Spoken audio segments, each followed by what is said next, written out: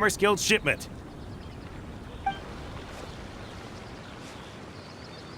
Something's happening over there. Let's go have a look. Oh, the Feyun Commerce Guild? Please, save your breath. Restrain this fellow! Tightly now, we mustn't let him get away. Yes, young master.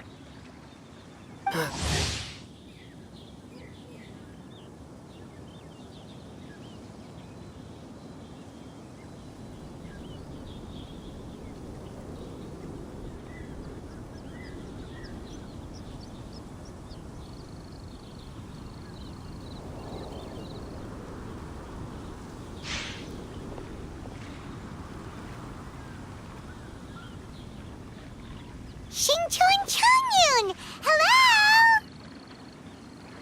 Well, hello, dear traveler. Our fates cross once again.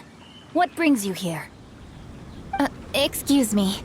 Please, tell me what has happened. Ah, yes. Allow me to explain. It so happens that every year during the Lantern Rite, the Feyun Commerce Guild transports supply. Family rules stipulate that the supplies must be personally escorted by a family member. Because my older brother went last year, the duties have fallen to me this time around. Oh, so what's Changyun doing here?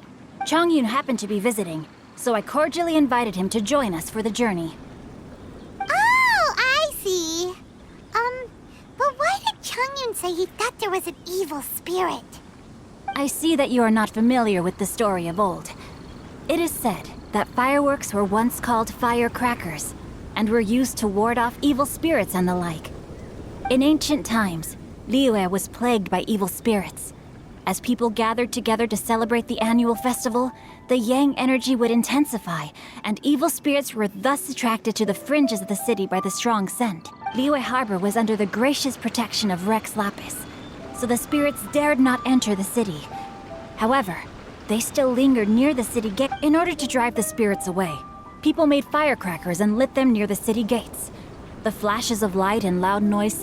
This festival is now known as the Lantern Rite. It was my intention to travel around to see if there are any malicious spirits lying in wait for passers-by. Since I happened to have a shipment of goods to deliver, and our course was through the mountains, I naturally thought it best to have my thaumaturge friend traveling alongside me. Xingqiu said he learned the story about evil spirits from an ancient text. The text vividly describes the appearance and even the whereabouts of the spirits.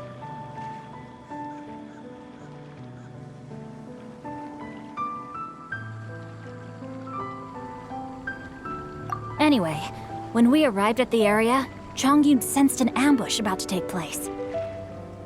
Upon searching the area, we found a group of treasure hoarders. They tried to flee the moment we were upon them. Fortunately, I was swift enough to catch one of them. Your timing couldn't have been more fortunate.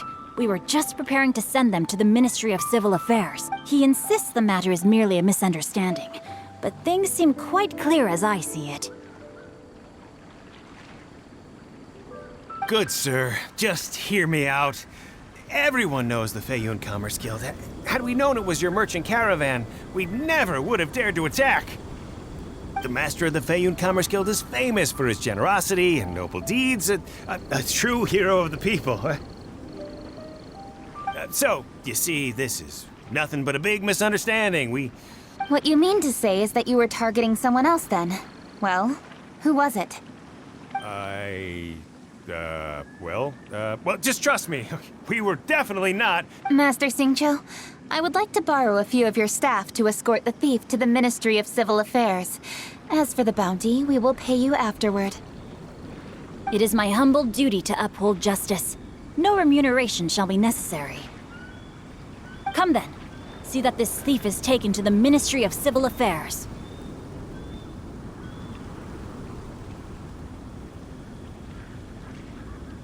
Yes, young master, leave it to us. You heard him. Take this man over there and make sure he's secured. Tie each of his fingers separately if you have to. He's not gonna pull anything under our watch. Wait a second. Please also deliver this message to the Ministry of Civil Affairs. It's very likely that this thief is related to the recent fireworks theft in Chingsa village. So the plot thickens. Is your task clear? We mustn't disappoint the Yu. Yes, young master, I understand. I've heard many good things about you, Master Xingqiu. Thank you for your assistance. I hardly lifted a finger. Think nothing of it. Everyone, my intuition tells me that there could be more than one group of treasure hoarders in this area. More than one group? Oh, you've got quite a keen eye too, Chongyun. During our search, I found scattered sets of footprints differing from those on the road. There may still be other treasure hoarders waiting to ambush passersby. When I was chasing the treasure hoarders earlier, I noticed that they were nearly unarmed and very few in numbers.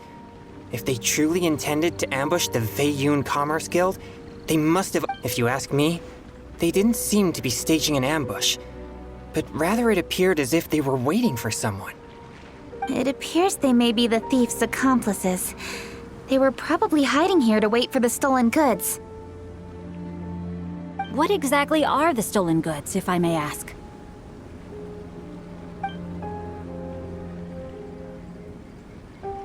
Taking advantage of the elderly and children.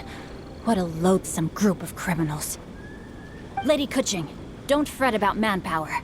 Chongyun, let's go lend them a hand in Chingsa village, shall we? Yeah, just leave it to us. We can handle a bunch of thieves. Thank you. That will help alleviate the crisis in Chingsa village. Unfortunately, the footprints we were following end here. It seems we were only a moment away from catching all the treasure hoarders. Aww. Kuching. Thank you. Master Xingqiu, I'll leave Chingsa village under your watch. Most assuredly, Lady Kuching.